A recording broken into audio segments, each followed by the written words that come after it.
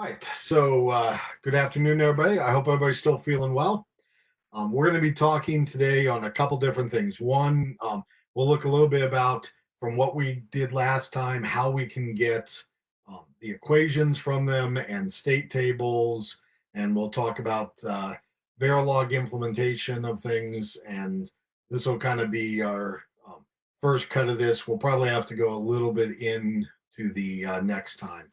So speaking of um, the next class for Thursday, I'm going to have to record a video. I'm sorry about that. Unfortunately, I am the hiring chair for the department, and we have a candidate who is virtually coming in to interview for a position.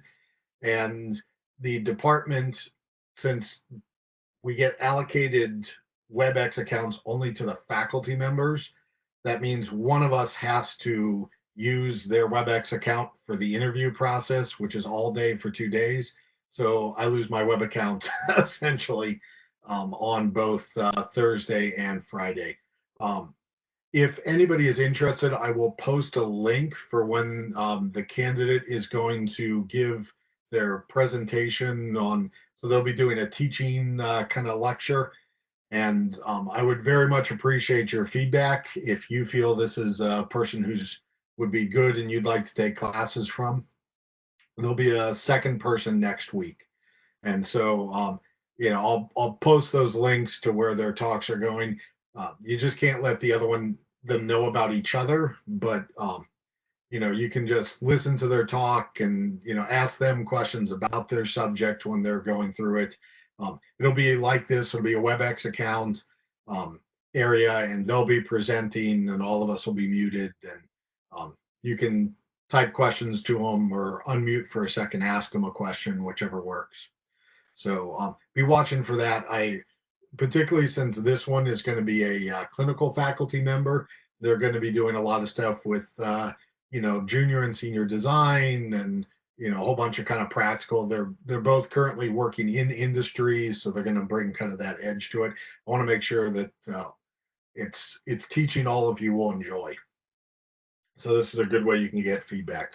So anyway, I'll post that inside the course as an announcement with a general link to how you can get to the WebEx and when it'll be. Okay, so let's start talking. Hopefully my whiteboard shows up fairly well. Um, I'm kind of made a makeshift studio out of my laundry room. So this will hopefully be a little bit easier to see than last time. Okay, so last time when we went through, we started off with the idea of a latch, which remember a latch, we don't have precise control over time. Transitions can happen whenever they want. And we didn't like that idea, so we moved eventually to what's called a flip-flop. And flip-flops only do edge transitions. So only when the clock either gets a rising edge or a falling edge, depends on the flip-flop, it'll be one and not the other. So you'll never have both of them at the same time. Um, at one and not the other, it'll take a look at the inputs and determine what the output is.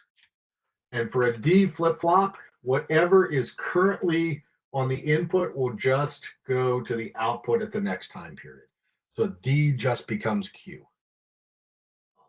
When we're looking at the JK flip-flops, JK flip-flops are just a little bit more. So let me maybe we'll make a truth table here for these. D, Q, and then we also have clock. And the big thing I want to show here is that we have this symbol. So like if I did an up arrow in for clock, that means rising edge.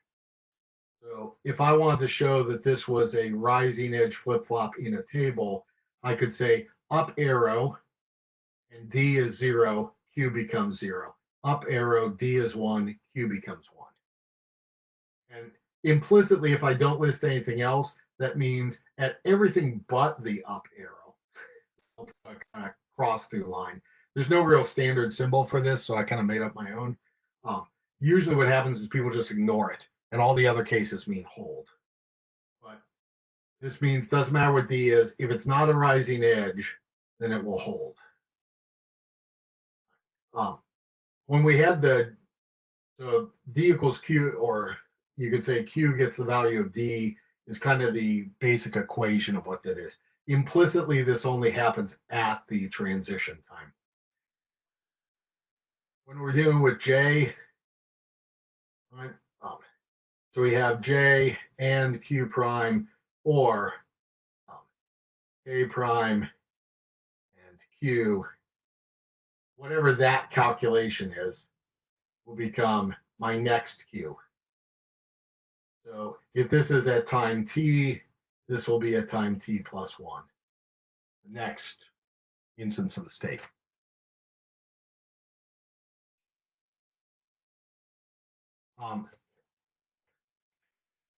Okay, you're having trouble reading the whiteboard? Let me see, I'm going to try to.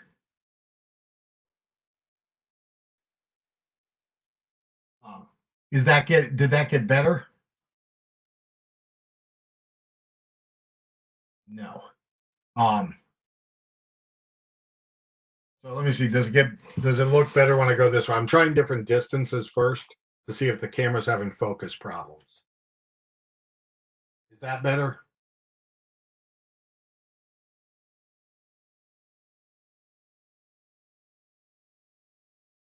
Okay, so that doesn't seem to do it. Is that size readable? Is there any blur around it? There's still blur around it.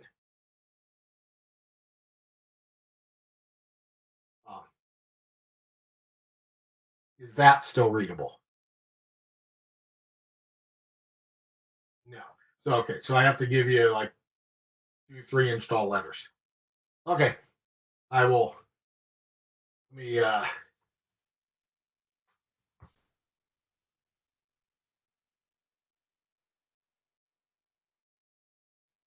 That's D flip flop.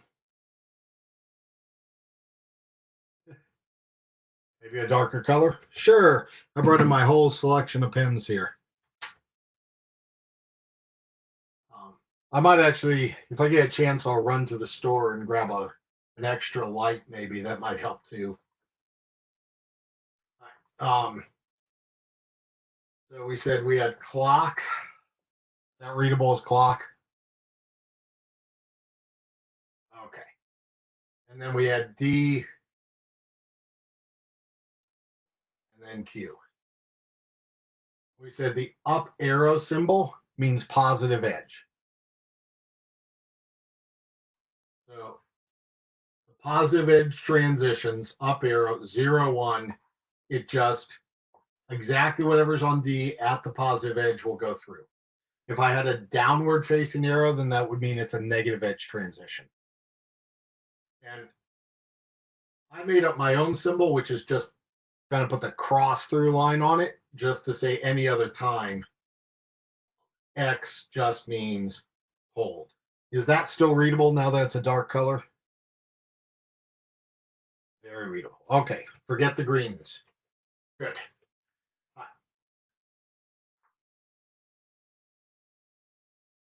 Then we've got for the JK flip flops. Well, I'm not going to worry too much. The equations for the JK flip flops are in there.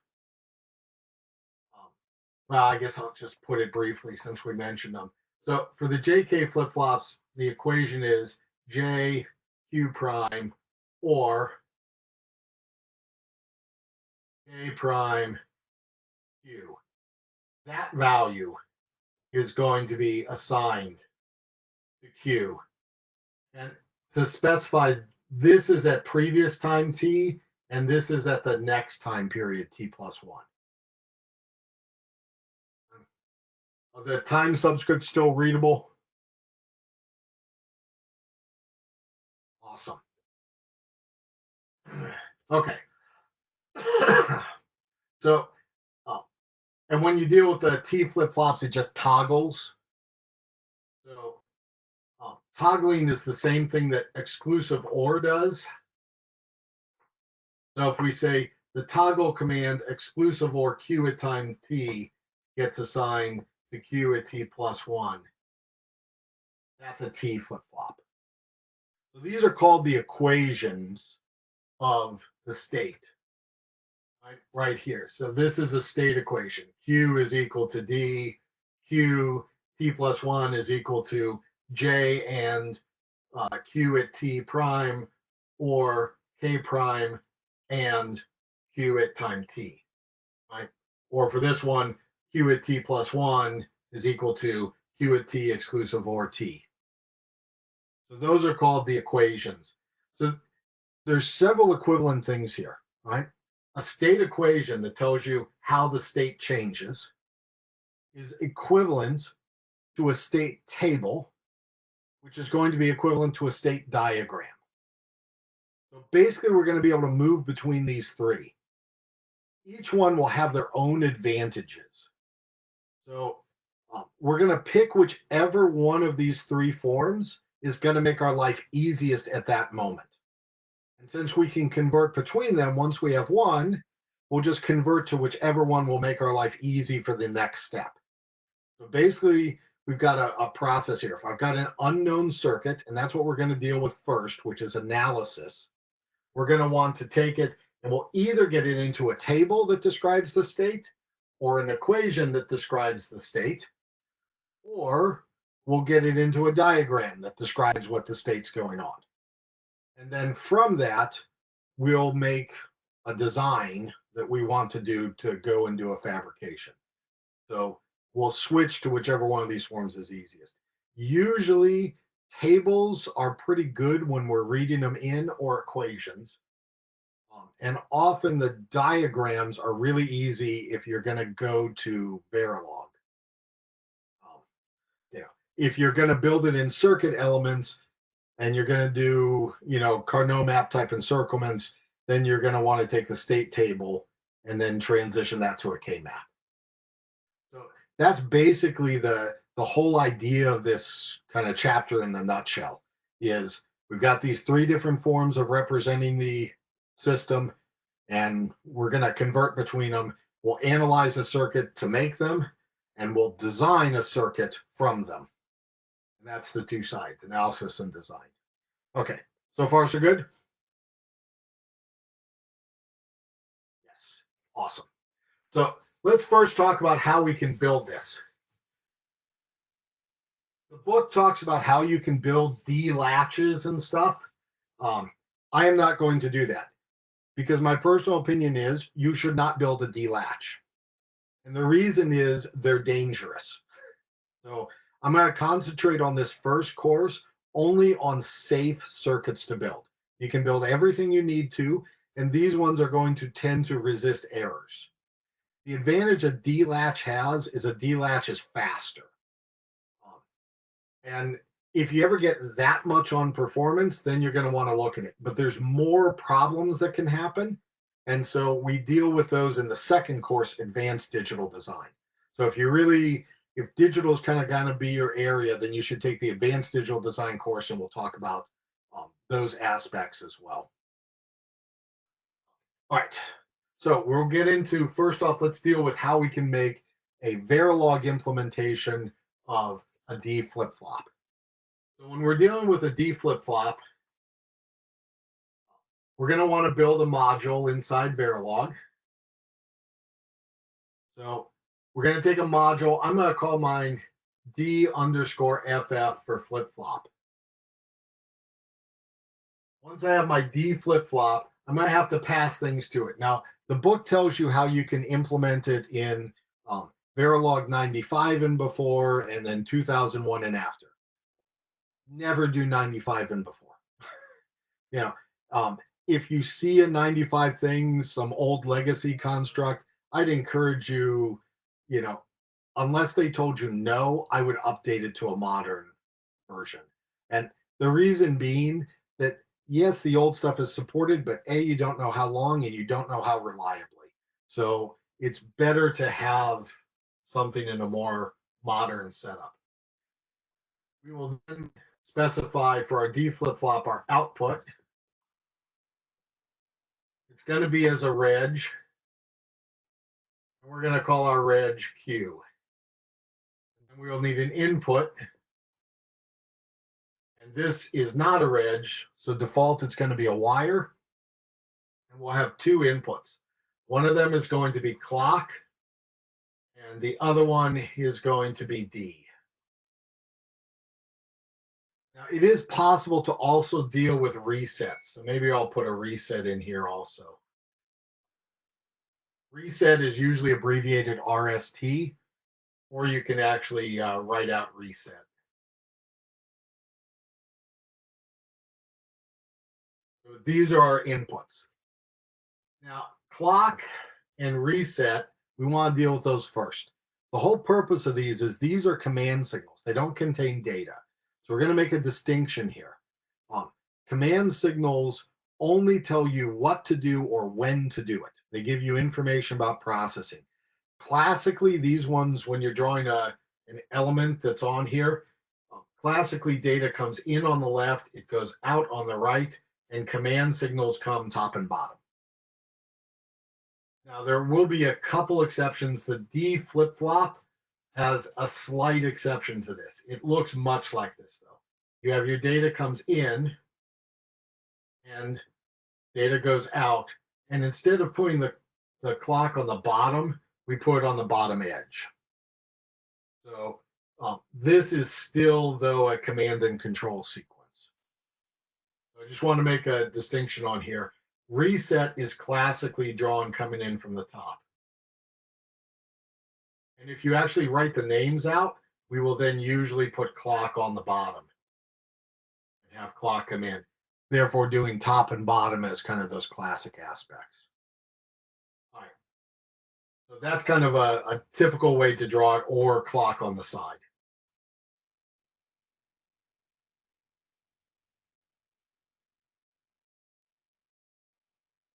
Okay, now of these two, reset has the higher priority.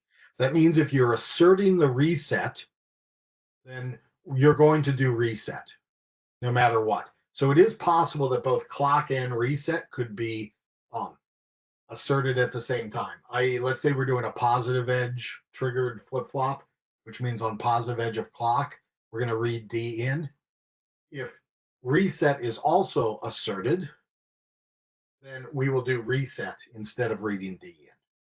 So reset is always assumed to have priority. When we actually write our unit, because believe it or not, you're actually almost done. It's a very simple sequence for this. We just want to give priority to reset. Now, remember, always we say at, and then we have our symbols. So we said pos edge clock.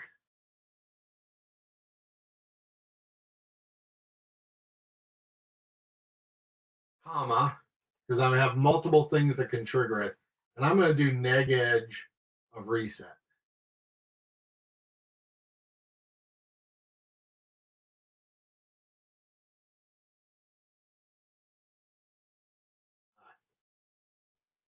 Now, neg edge of reset means that if reset is 1, that means normal operation. I assert reset by setting it to 0. So if reset ever goes to 0, I'm going to clear out Q. That's kind of the idea of what that reads. So reset 0 means clear. Pos edge clock means whenever the edge is transitioning up, that's on the clock. That's when I want to do my reads. The first thing I'm going to want to do inside here, this just tells me I have to react to both events. It is possible both of these things could happen simultaneously. So to force that, we're going to do if statements. Remember, if statements build muxes, so that's completely, a functional build. But the important thing is we're going to process reset first. Since I want to see if reset is low, I can do not reset. So if not reset, that means for this to be true, reset has to be false, which means I must have just hit my neg edge, right? Or it's a clock signal and I'm still holding reset at 0, either of those two things. So this condition here forces reset to be dominant because I evaluate it first. So if it's not reset, then what I want to do is assign Q to get 0.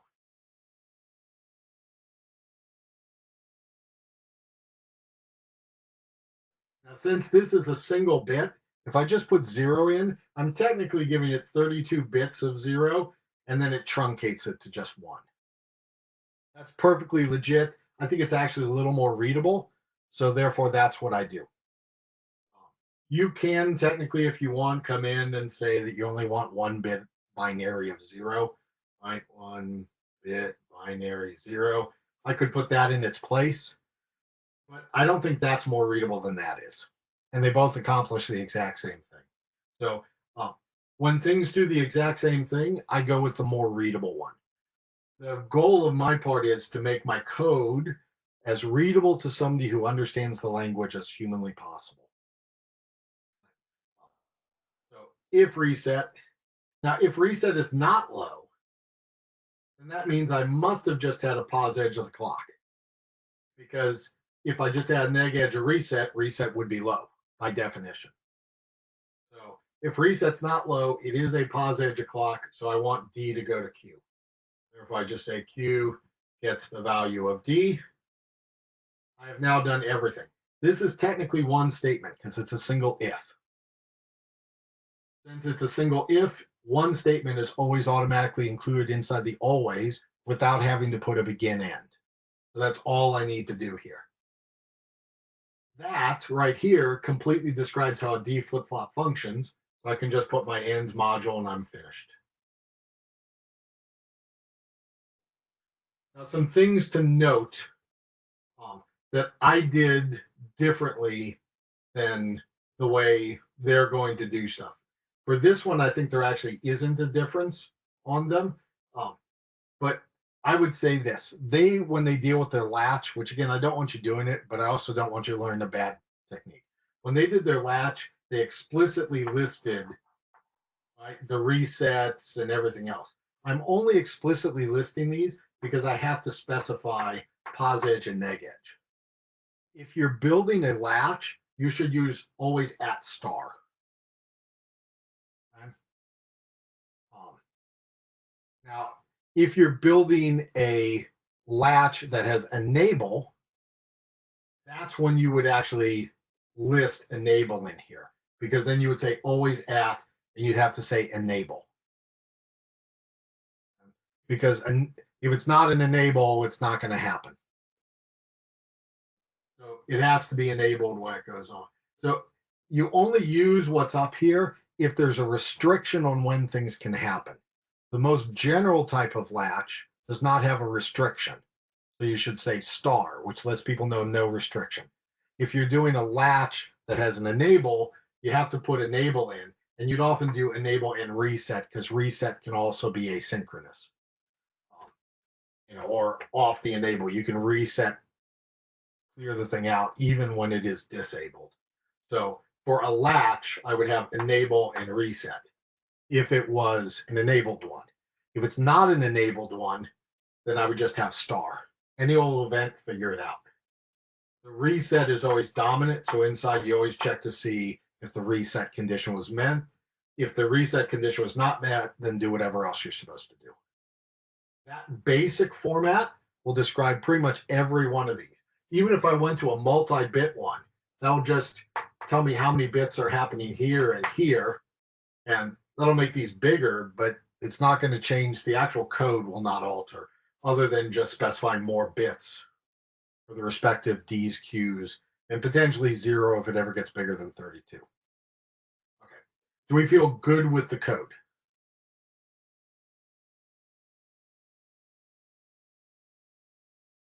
Okay, yes. So this is something you're getting now inside your lab areas to dealing with stuff that has memory involved in it. That's the whole point, because you're building this calculator. As you build those memory things, you're going to want stuff like this. So this is a good way to build either a D flip-flop or a bunch of registers. So this is truly a register as opposed to just reg, which really I wish they hadn't named it that, but they did. So anyway, okay. If we feel good with this, I'm going to kind of move on to my next big topic area, which is now using these. Because we've now seen, we know how to build a flip-flop. We know how to specify a flip-flop inside Verilog. We've got an idea of equations and different types of flip-flops. Now we want to kind of look at how we can use them. So we're going to have a bunch of flip-flops that will hold memory. So I'm just going to call it memory in general, or sometimes, so this is your flip-flops. That's still readable? Yes. Okay. It's sometimes called memory. It's sometimes called state. I will pretty much use those terms interchangeably because state is kind of the mathematical idea. You're in a particular state. What state you are in is going to be held inside memory, and your memory is built on flip-flops. So this is kind of the technology. This is the basic abstraction of the technology, and this is the mathematical concept we are implementing in the technology. So they're really kind of just referring to aspects of the same thing. So you'll see people reference them in any old way. At any particular point between a time period, so at a time period, these get fixed because we only read it at one instant. In between those ones, I might want to specify, hey, at the next time instant, I want to change my state. So we need to have some combinational logic. And it's combinational because we're going to take our states as inputs, and they will determine our next state. So this is our current state. And what comes around is the next state. Ugly looking word, next. That looks like rexed.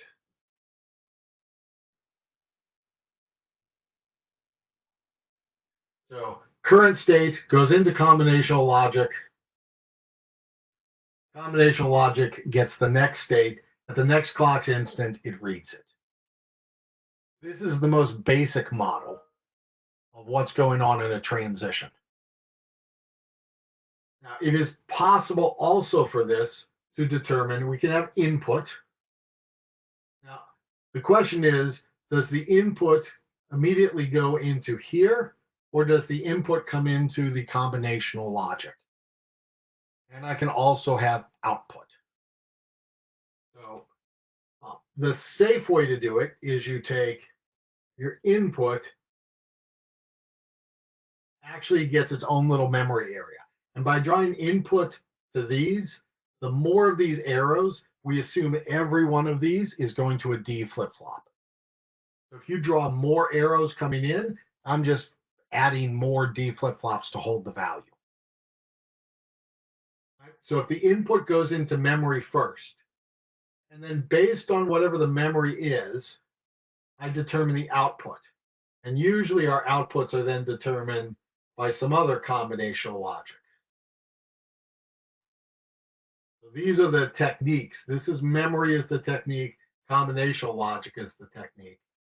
And this determines my outputs. Right? Since these are both combinational logic, input, output, you can just take everything we did from before spring break. Right? This is the left side of the table. That's the right side of the table. You can implement this using MUX design, decoder design.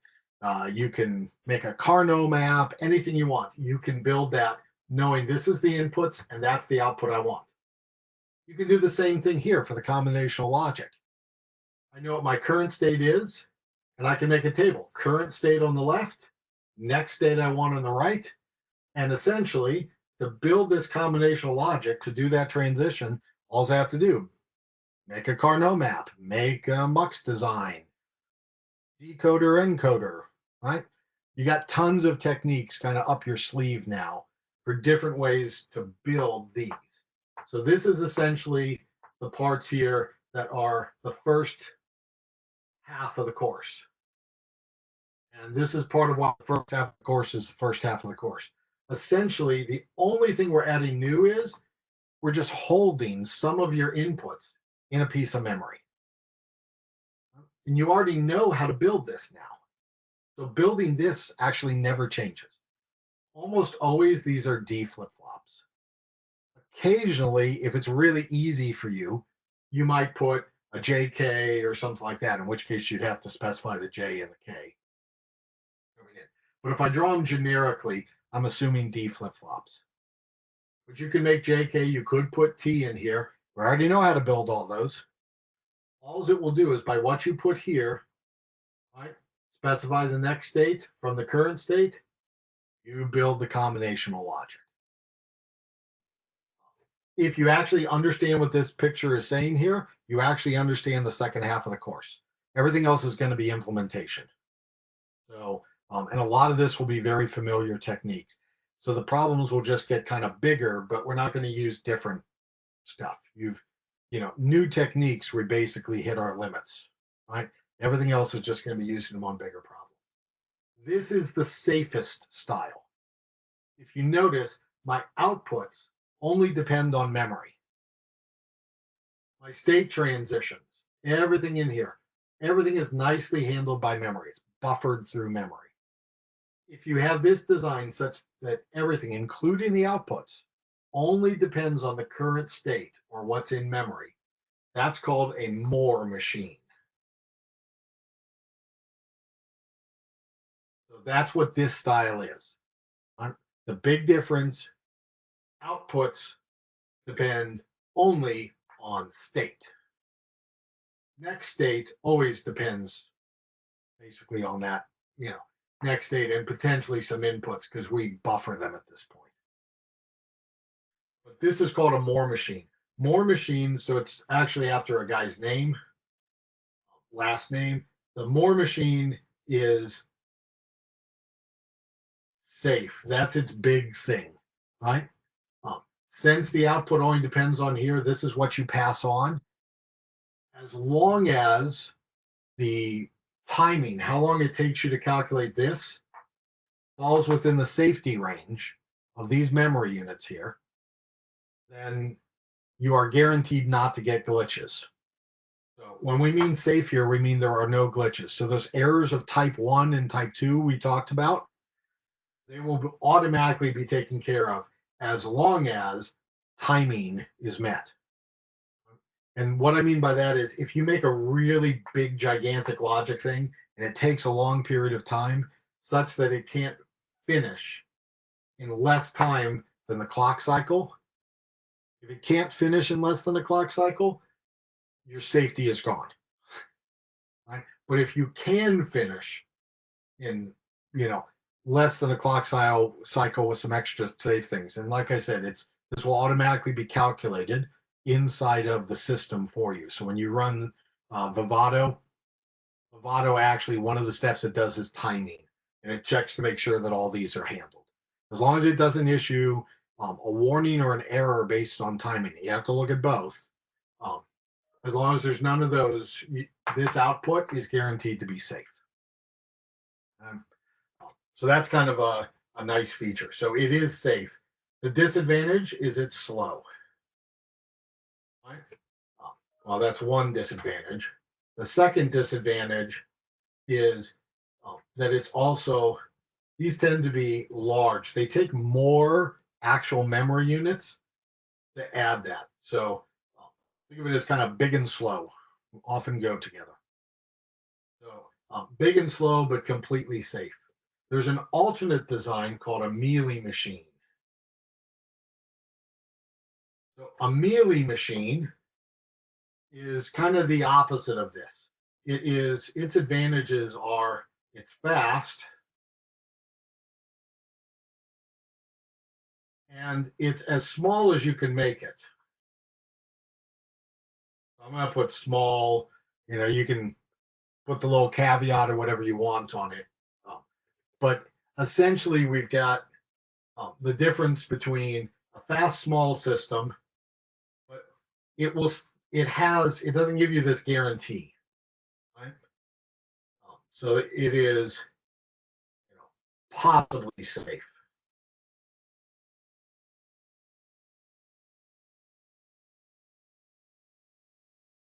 I say possibly safe as its disadvantage because I can't guarantee it. Glitches can happen. And the big difference between these two is right here. All I do, I just tap this line and I allow the inputs to go directly to the outputs. And the reason why it's only possibly safe is that means this can have a timing issue. So since on my original design, the Moore machine, I didn't allow that line, the input had to go through the memory. And if it arrived too late, memory just wouldn't read it. So it was essentially blocked. So this memory was kind of like a gatekeeper for me. And it kept everything nice and safe. Right? Things only happened when they wanted, but I had to have memory units for all of those. It is possible I can get rid of those memory units because I might not even need this. I might, but who knows? And I can be faster rather than the delay of this time thing. I can just let it go through. So you get a little more speed, potentially a little bit smaller states, but you lose some of the safety. So these are the two big categories of what we're going to call machines. So this is kind of what our overall diagram of them are. And the whole difference is this line. So Mealy has it, and Moore does not. That allows Mealy to be a little smaller because I can take some things out of here and just replace them with a wire. That's always a space savings if you can do that. So to remember the difference, I'm dyslexic. I can forget almost any type of a word difference, particularly two names that start with M. I don't know if this still happens, but mealy when I was growing up used to mean kind of like small, right? People would go like, oh, a mealy little thing, right? So it meant a small thing. And since one of the advantages here is mealy machines are small, it's actually a dude's last name. So I feel a little bad on this, but I've never forgotten this over all the years, and I can forget an awful lot of names. So unfortunately, so this has helped me. If it helps you, awesome. If it doesn't help you, don't. But I just remember mealy is small as a mealy little machine, and this one is bigger, and there's more of it. So I go more is bigger, and the mealy little thing is small. And remembering those two, and then I remember why. Okay, does that help? And Mealy's not change state then. Mealy's can't. So this input can still come in on a Mealy machine. Mealy can do either way. And sometimes a Mealy machine will be every bit as big as a Moore machine will. It's more that a Mealy machine can be smaller. Right? So this one gets as small as you can building under this basic structure. But sometimes the smallest it can is the same as the large system. So it doesn't mean that it will be different. They could actually be exactly the same. Right? Mealy machine will take advantage of smallness if it can. So not every input will always affect state. If they do affect state, it will go through. There are some on the Mealy machines that they just take the input directly in here too, and they don't buffer it through. So some of the Mealy machines will take it off here and just run it right there. Again, to make it a little quicker. So that is a possibility. So they could take the input and do that for a Mealy machine also. I don't do that because it's a negligible difference inside the overall system and scheme of things, and that's just a prettier picture. But it is possible to do that, so I can then remove all of it, and it affects both. So that will do it. So both Mealy and Moore can change state. Mealy gives me just some more. It gives different options of where it can go, and it bypasses memory. Memory slows you down, but makes you safe. And memory takes a lot of room. So memory is kind of our slow safety system. Combinational logic goes as fast as it possibly can. So this is very quick. This, relatively speaking, is slow. Any other questions?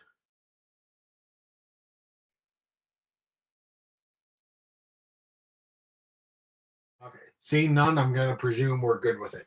So I'm going to refer back to this thing. Whenever we're dealing with things, we're going to kind of want to do this because this just, we think, oh, memory, boom, I've got that. We'll build these two ones off of our diagrams and And that'll be basically our go through. And we want to, the reason we think about these is really just more, do I want to allow my inputs to directly go to the outputs? Right? How safe do I have to make this? Okay.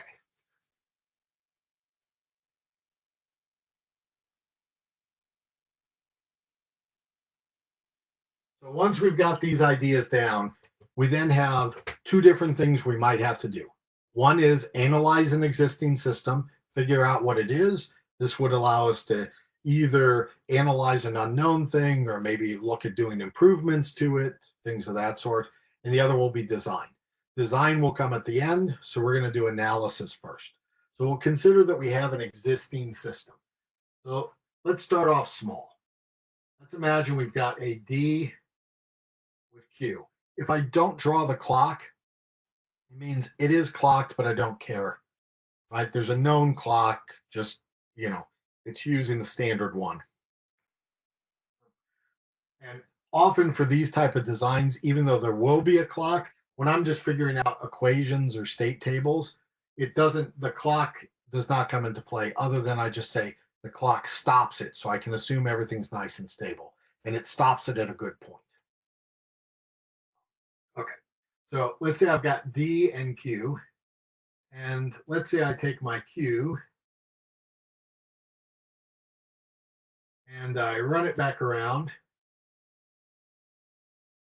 and I've got, actually, let me build it a little bigger than this. Let's say I want to have an input X, so that X and Q,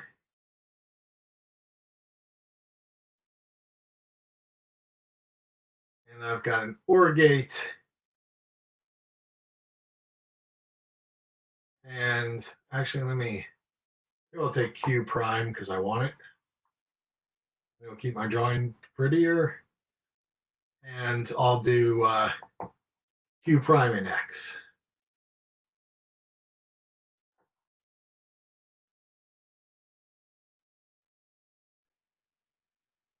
So let's say I've got this as my diagram, and I've got this circuit, and I want to figure out how I can get a model of what's going on here. And when I'm saying I want to be able to get kind of the model, it means I either want to get the state equation, or I want the state table,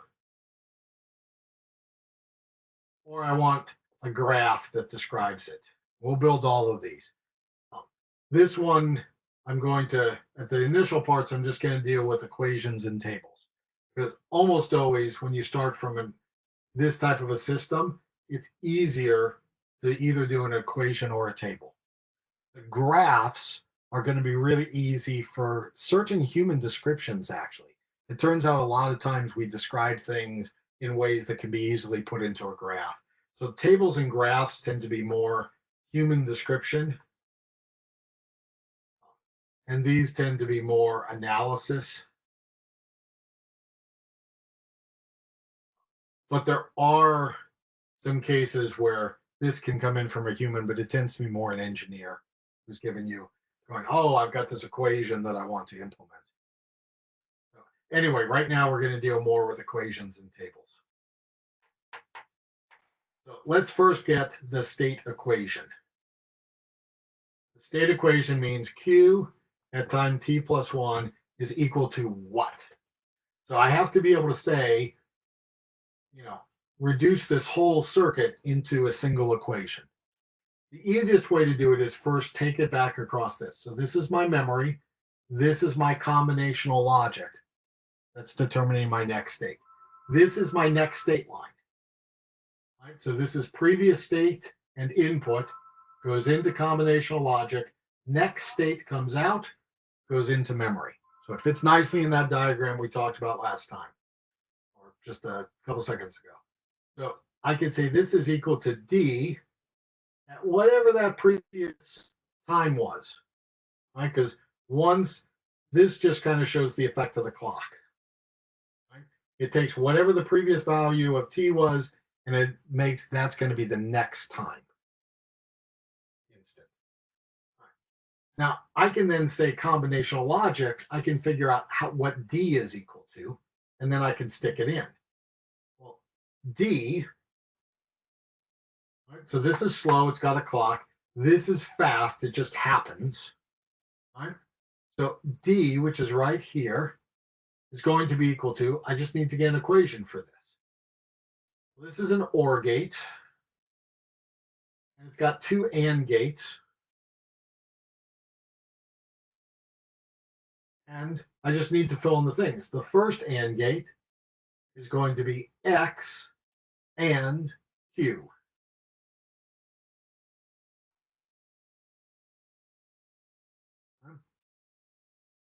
Yes, it is two AND gates and an OR gate.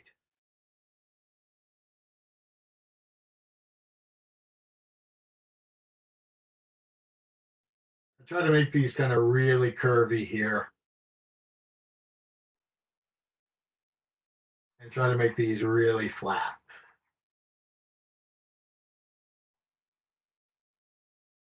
Is that good? Yes. Okay. So the OR generates this. The two ANDs, right? AND has a higher priority, so it implicitly is going to be first. I just have to do the second AND gate. Well, it's X and Q prime.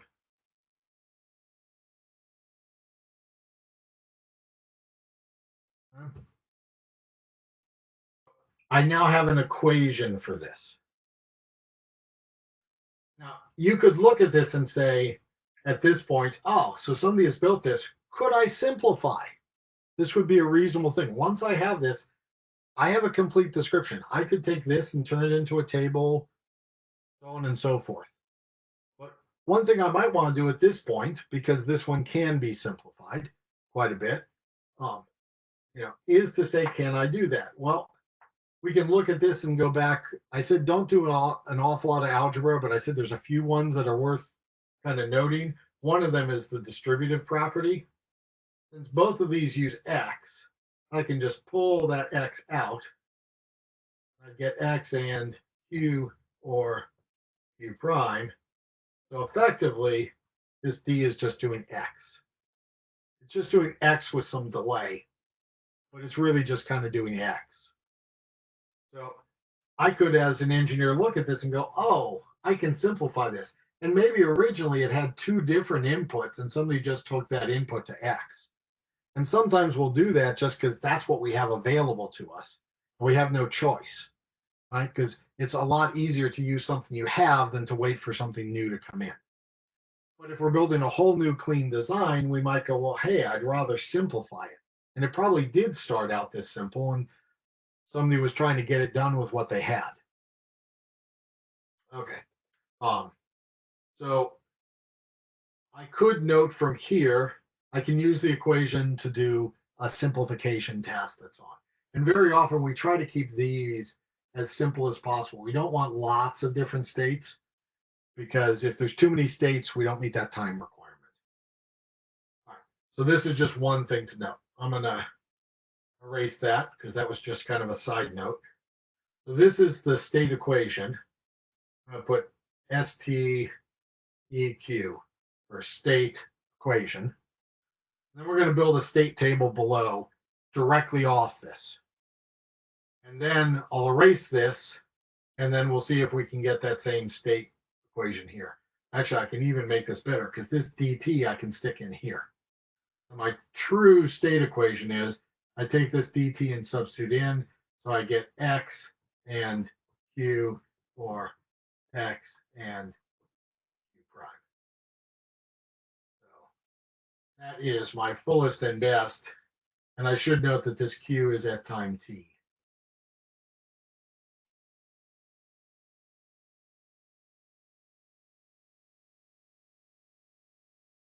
Right.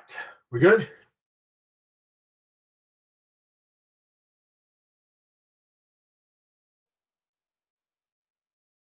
So let's say instead of doing the equation, we wanted to figure this out building a table.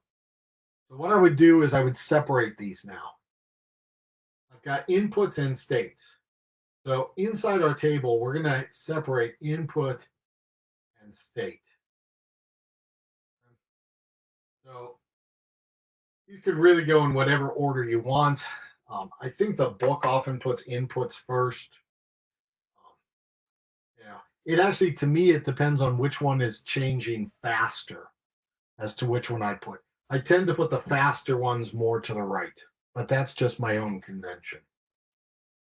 So the inputs here, I've got an X in my state. I've got a Q, and I'll put Q at time T.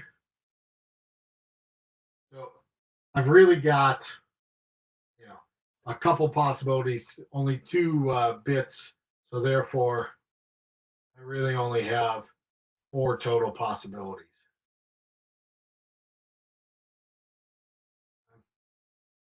And then, so I've got my X's with my possible T's. Then I can take a look at my next state.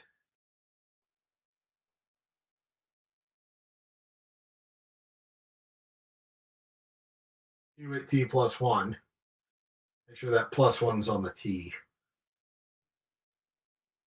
Okay. I just have to calculate these. You can treat it just like a normal circuit as far as I'm concerned. What you do is, since we know whatever is currently D at time T will be Q at the next instant, I'm just going to calculate D, and then I'm going to write that in for Q, because I know that Q at T plus one is D at time T. So I just kind of statically pick these. I go, oh, 0, 0. So I would have 0 for X. Well, 0 and anything is 0. I know if X is equal to 0, both of these AND gates are 0. And that means both of the inputs to the OR is 0, so D is 0. So whenever X is 0, I know Q is going to be 0. And whenever X is equal to 1, this is 1 and anything is just the anything it passes through. So when X goes to 1, this Q will come through here, and Q prime will come through there. So that means I end up with Q or Q prime, which is 1, so it carries through. And I end up with that as my next state table. And from here, I can also make that type of an observation that's going on, right? That essentially, for any of my errors, what matters is going to be this right here. If it's a 1, I'm just taking whatever Q is. So you can actually note something kind of pretty about this too, that right, when it's 0, I'm getting absolutely dead nothing. And otherwise, I'm basically getting a hold that's happening on. All right, good. Yippee and I mean, if we want, we could take this and just kind of substitute the numbers in here, but that's essentially what we did here. Right? If you put in 1 in for X, right, you'll get QT or QT prime, which will give you, your carry through of true. So actually, that was bad of me. People shouldn't have said yes so quick. I actually wrote QT across. I did the first part of it, but I didn't do the whole thing. When X is equal to 1, it's going to let QT and QT prime in, and QT or QT prime is a 1, which means you get that. Because I get either QT or the prime of QT, which is 1. So at every instance, one of the two of them is 1. Right? So if you look, that you can see right here, this 0011 is the same as X is, which is what we noticed before. You can just also write this as X. You should get the same thing inside. Bad me, I just copied instead of writing what I said. Okay, that does underscore the thing, right? It's always a good idea to go back and check. And this is something that I often do for myself, right? When I'm doing something, I'll do it a couple different ways. And if I get the same answer a couple ways, I usually feel a lot safer. So I'll mentally do those kind of checks. All right. Very simple example. Do we feel good with it? Yes. All right. Let's build a slightly more complicated example. Let's have a couple values.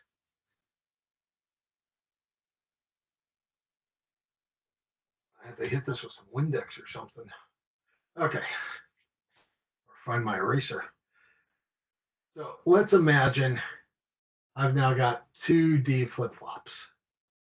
So I'm on number, well, I think the booklet or some. So we'll call this one A, and we'll call this B. Okay. Um, so this is our memory part. You can kind of draw a box around it in your mind if you wanted. And what comes out here, I'm going to call this signal coming out B, just using the name. You could also call it Q sub B. The book tends to call it by the name of the flip flop. So I'm going to follow that convention just to be more consistent with them. It also makes smaller things, and I got a tiny whiteboard. So let's imagine for a sec here that this one, I've got an XOR gate, and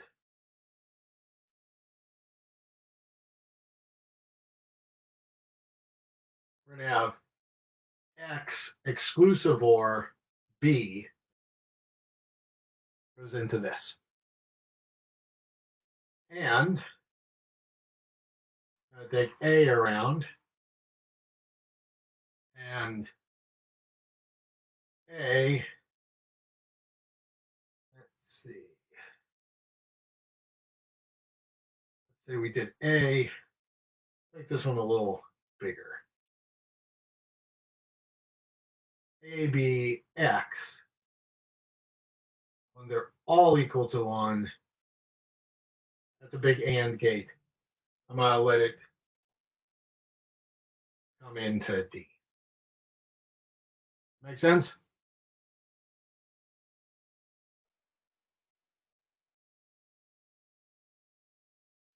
Okay. Seeing no complaints, we'll just take this as kind of our model. Now we want to say, what does this system look like? Now I could also, I didn't put an output on the last one, but I might say, hey, maybe I grab B and maybe I grab A, and maybe I'll exclusive OR them to get my output. And my output I'll call Z. All right. So I want to get this. This is one set of combinational logic. That's my state transition logic. This is my memory or my state. This is my output logic. Again, it fits that model we've talked about. Let's see if we can get the equation. Right? So for this one, I want to know what's A, which is going to be what will the output be? The output is the input at the previous state. The input at the previous state was an XOR. And it'll be X exclusive OR B. Good. Take a second and do this one.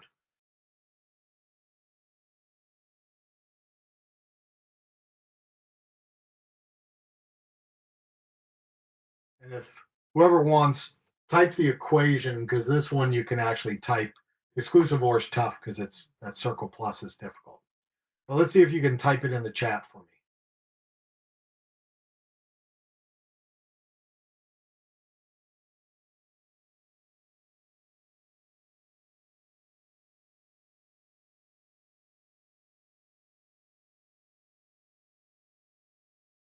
I'll save you. Just B equals, give me what should go here.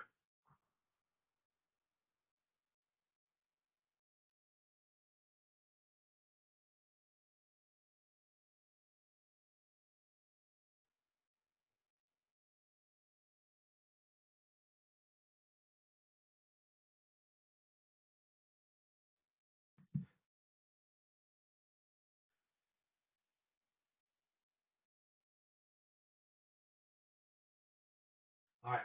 So we've got a couple different ones that's in here. All right. Um, this is an AND gate. So AND gate, you can do a couple different ways. It can be a dot. Dots are kind of hard to find on our system. So asterisk usually means product, so we usually accept that. I would also accept an ampersand because that also means and. I would also accept nothing because as human beings, if you saw 2x, that means 2 times x. So we often leave the multiply off just for cleanness of reading. So I would accept on this one, there's 3 inputs, which means I'd have to do 3 of the dots or asterisks or ampersands, whatever makes you happy, or nothings. I'll put a little dotted box here to show nothing as a possibility for these. Same list potentially here. And my inputs are B, A, and X. So I did X first last time, so I'll keep X in the lead position and then A, B. Since you can reorder them, it's, you can do what you want. If you want to do it in technical order that I wired them, it would be BXA. Realize order doesn't matter. So my encouragement would be to make it neat. And then if you already have a convention going, follow that convention. So I would be okay if you did this B exclusive or X, then I would have A exclusive or B exclusive or sorry, A and B and X. So if you reverse these, you should put X to the back of the list. It still is correct. So any of those go. What you don't want to do is the ORs. So plus works as an or vertical pipe would be standardly understood as or. Okay. That gives me B. We feel good with that?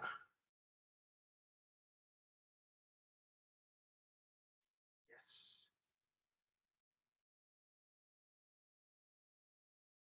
Then we want our output Z.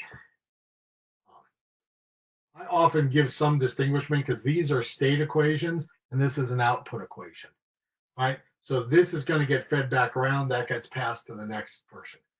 So X is going to be an exclusive OR, and it'll be A exclusive OR B.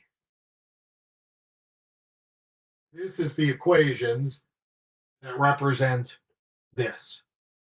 Now, we know from these, if you just treated these strictly as if it was normal, binary algebraic expressions, right? Boolean algebra, you could turn this into a table. And that's exactly what we would do in this case, right? I could show the state equations with the output can be turned into a table. And you just have to remember anything on this side, if it's here, it's t plus 1. That means these are all t. We often don't put it on the inputs because I can't know what the next time period of the input's going to be as a general rule. So you're just getting this at time t by definition, so we usually don't add it, although you could if you wanted to. These are still t, but since it's an output and it's combinational logic, this side is still t. We don't do the formal clocking because this would be memory. You'd have to put a D flip flop or something there in order to have that set up. Okay. So that's kind of the time markings that's on here. So when we write our table, I have my order, X, I leave a little gap, A, B. These are assumed to be at time t. So I'll put the subscript down here. But eventually you'll notice people will not write the subscript. And then we just have A, B, and these will be the t plus 1s. I'm almost out of room. So I won't write the subscript here, but these are time t plus 1. And then Z is obviously at time t. So all I'd have to do is take these equations. These values are specified on the left. 3 variables means there's going to be 8 possible values.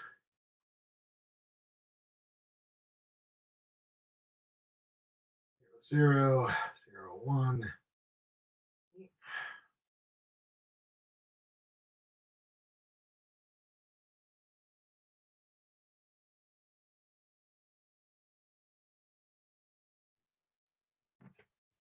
And then we could just calculate them, right?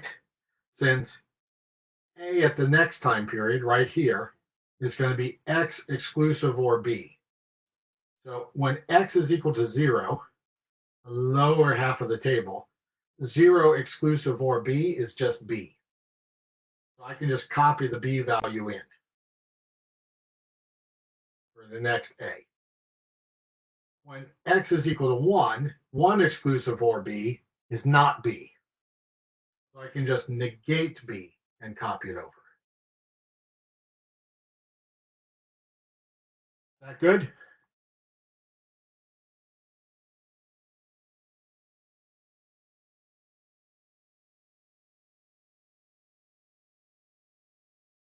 Have I put everybody to sleep? You are warm and tired and have a full belly. Okay, good. Well, see, I mean, we've been talking here for an hour and 6. I'm glad. I don't know if it was me right after lunch, I'd be kind of sleepy if I wasn't standing here. Okay, for our B value, right now we use this equation. So the next column we use B, and it's ands, and we know since this is an and, they all have to be true. So I go to where they're all true, and where they're all true, I'll get a true. Otherwise, I get a 0. Okay. Lunch, who is she?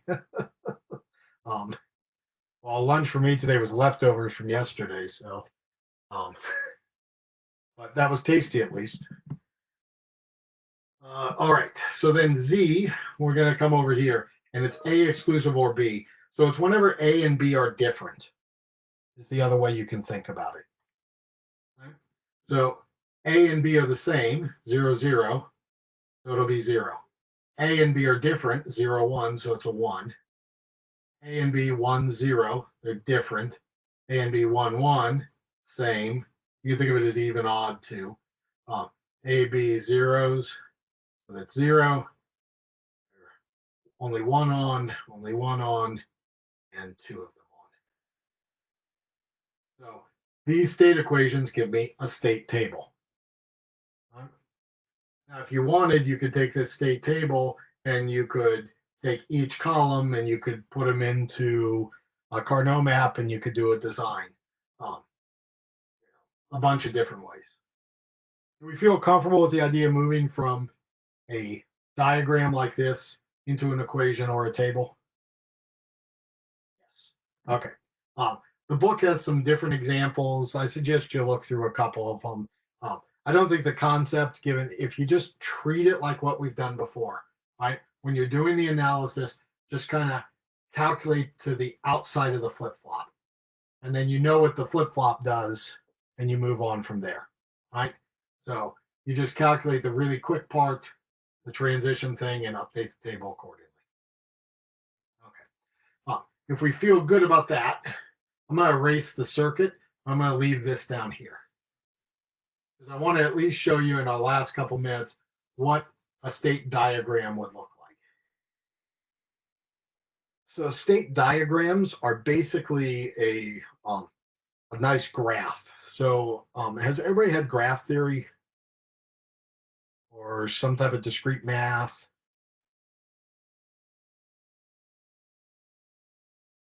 Not sure. No, kind of. I don't know. Okay. So graphs, I'll give you a well, a no question mark. I presume that means maybe you have. So discrete math is a standard required course. They usually do a lot of combinatorics. They'll briefly do some of these kind of graphs have nodes, for instance. So I could have a real simple one would look like maybe I have a node called 0 and a node called 1.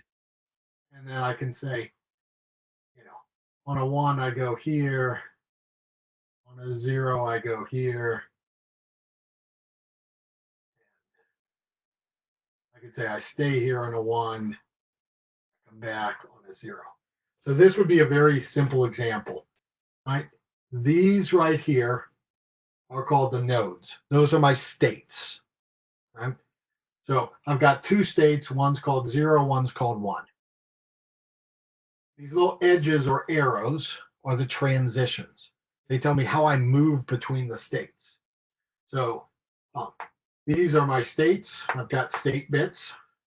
So there's going to be a natural connection between them. These transitions, that's what these equations do. These equations tell you how the arrows are drawn.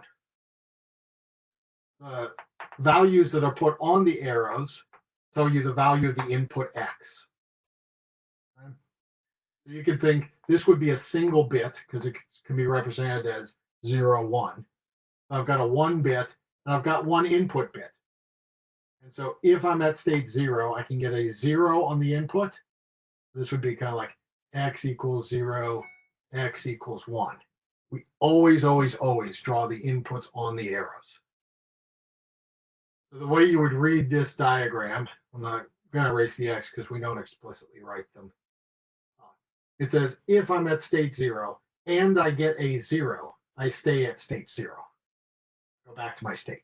If I'm at state 0 and I got a 1, I would go to 1.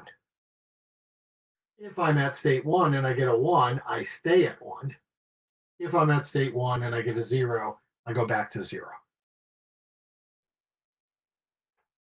Anybody got an idea what that little graph or state diagram represents?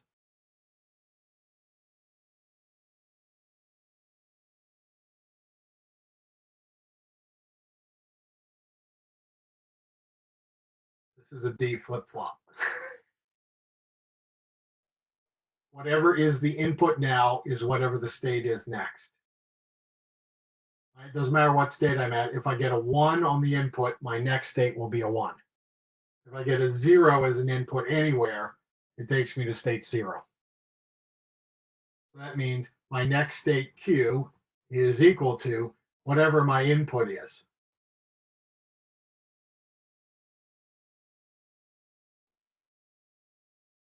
Does that make sense?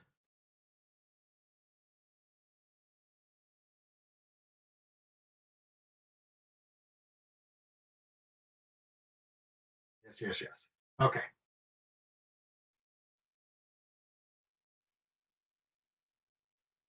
So let's step bigger and do this. I've got 4 possible states here, right? 0, 0, 0, 1, 1, 0, 1, 1. We're going to take them in the order A, B. So I therefore have to draw 4 circles. 0, 0, 0, 1, 1, 0, 1, 1.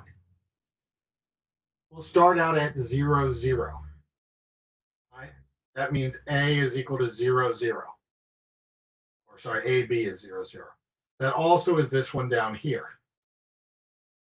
If I'm at 0, 0 and I get a 0, that means an edge with a 0 on it, I'm going to go to 0, 0. So this line, I got a 0. That's this. I was at 0, 0, start of the arrow. I go to 0, 0. That's where the arrow points. Okay. We'll deal with Z in a sec here. Actually, let me deal with Z now because I don't want to deal with it once it's big. This is where it's going to matter for Mealy versus Moore machines.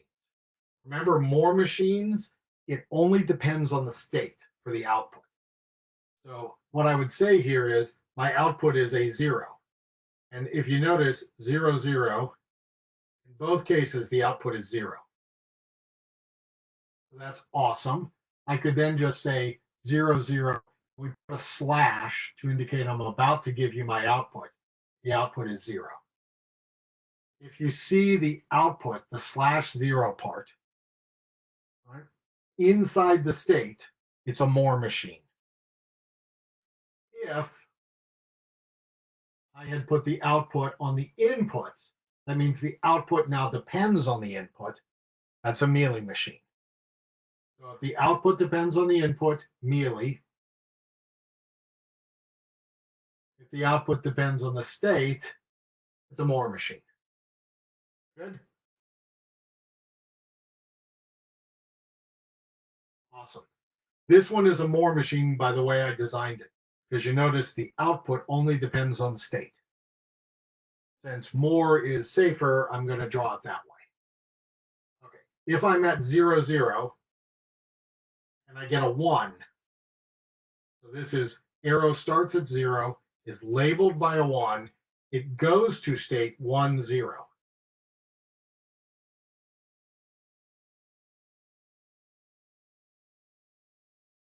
So both of these arrows use this output 0 here. If they're not the same, then you cannot do a Moore machine. You have to do a Mealy machine. We're good?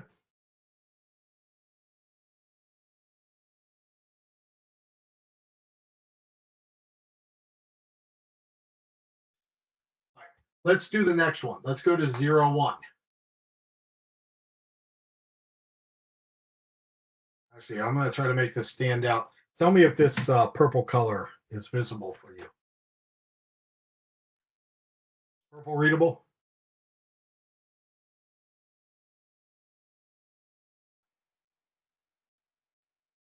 I can do it all in black. It just, I don't think it's as. How's blue? Blue is good. Okay. So let's say I'm at 0, 1. That gives me these two marked in blue.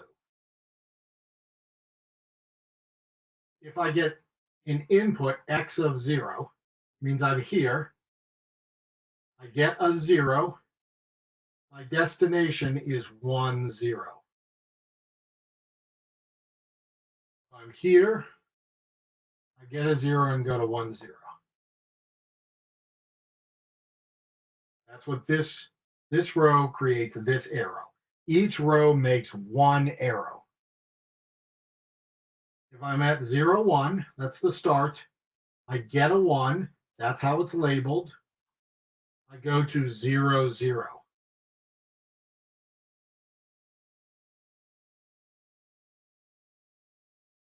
Good? Yes. I've got one more color to try. You can tell me if red's visible.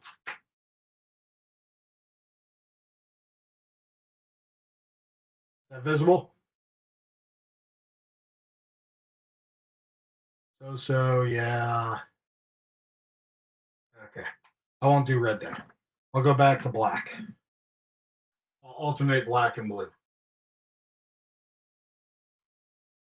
All right. Imagine I'm at 1, 0 now. That's these two. If I'm at 1, 0, this state, 0, 1, sorry. 0, 1, I forgot to say the output. The output is 1 / 1. At 1, 0, the output is 1. 1, 0, the output is 1. I'm going to put all the slashes in. And at 1, 1, the output is 0. I just did all the outputs, just so I don't forget again. All right. So if I'm at state 1, 0, and I get, state 1, 0, and I get a 0. I'm at 1, 0, I get a 0. My destination is 0, 0.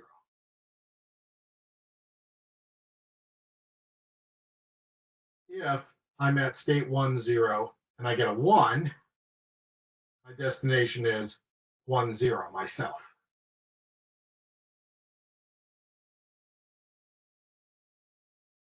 So far, so good? Yes. All right. Let's do our blues. Last state. Both bits 1. Okay. If I'm at 1, 1, and I get a 0,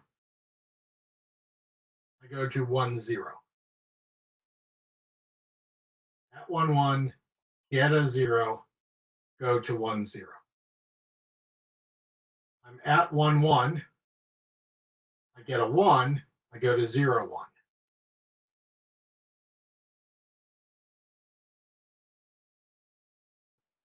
So every one of these rows makes an arrow. If I wanted to go from this to here, I just say this is my start numbers. That's what I got. That specifies my row. What it points to says the next state. And what's after the slash is what I record for Z. And I could just walk through each of the arrows and I could fill the table out. So I could go from the table to the graph, and I can go from the graph to the table. And we showed we can go between these two already, both the first half of the course and we did again here. That means these are equivalent ways of describing them, but they look very different. And each one of them is going to be different for the implementation. Believe it or not, this is really stupidly easy to implement in Verilog. Right? So this is a kind of nice, these are really good for case statements. This is often used, the table, if you're doing multiplexer design or you're doing, Carnot maps or encoder, decoder, things like that. And the equations, usually not as good for implementation, but you can do it in an assign statement fairly nicely. So if you want to do an assign where you just want to say next state of A is equal to, and you specify the equation. So this can be implemented as well. Usually you do it as a calculated assign. So these will each generate different ways of building them. And I would build those, but I think we are technically actually out of time. Right. We feel good about what we covered today. Okay. So what we've gotten through today, just as kind of a reminder, so you keep it in your mind, we started off with our flip-flops we had talked about last time. We showed how we could build a flip-flop in Verilog. Then we showed from those we could get a basic design of a memoried system. We talked about Mealy and Moore machines. And then we showed our three basic ways: equations, tables, and graphs, that we can move between them. And we talked about how we could then eventually implement them inside of Verilog. And they lean themselves to different types of Verilog implementations. So that kind of gets us to where we're at here. Just as a note, again, Thursday, I have to record videos for you. Very sorry about that. Honestly, I'd rather be doing this than sitting in to a whole ton of different interviews, but I do have to do that. So I will make sure you get videos to cover a bunch of things. And if anybody has problems, from what I've seen, I've gotten added to your lab section, and we're starting to get some of that turned around. So I'm hoping that's working out. If people still have issues, you are welcome to contact me on that, and we'll try to get them addressed. Any other questions before we go?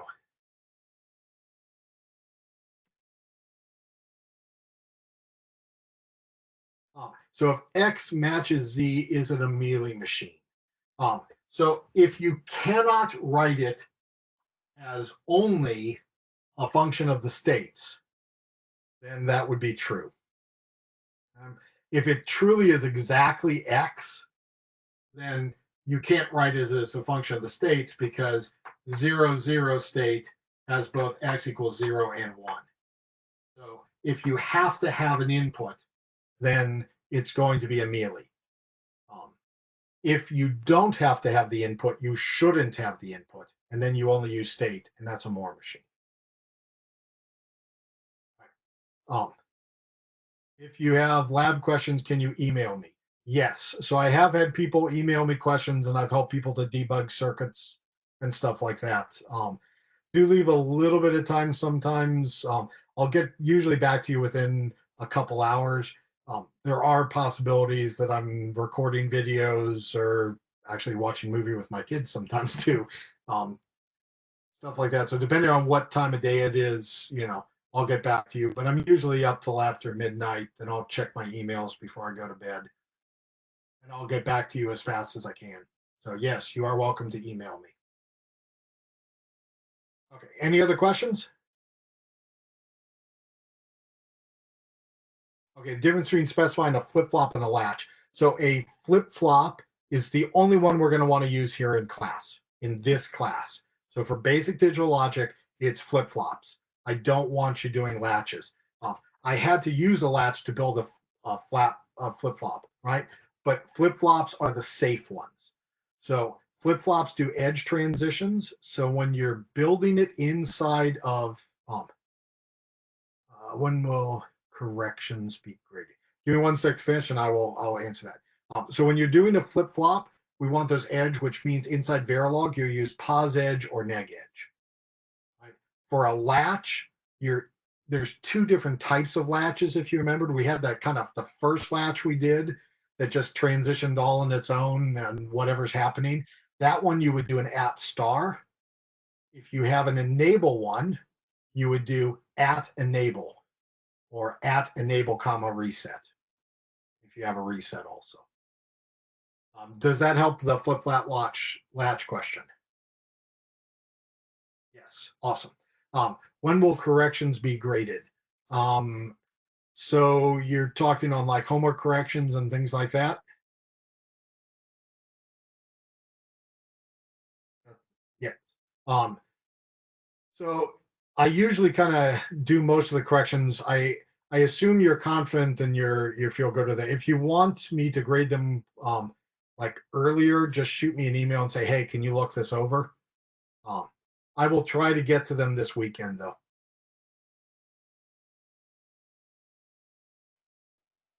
Thank you much. All right. Any other questions before we go?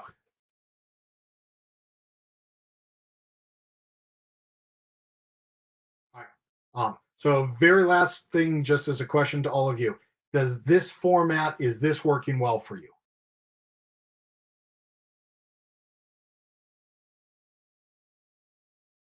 Okay, all unanimous. Great deal. Well, have a wonderful day. I will try to record a video that's like this um, for the next class. And this one, it's been taking to the next day until it's finished processing. I think because there's just so many people making videos now. Um, but sometime tomorrow it should be available. You can find it just by going to WebEx. I'm not creating specific links at the moment to them. You can find them by going to WebEx, and then when you click on the thing, the third one over says recorded lectures or something. You can look for them. If you have trouble finding them, let me know, and I'll figure out how to copy them from WebEx into the video um, Kaltura stuff so I can post them. But if nobody cares, I'm not going to do it. I'll just make them available on WebEx. All right. Thank you much. Have a good day. I'm stopping recording now.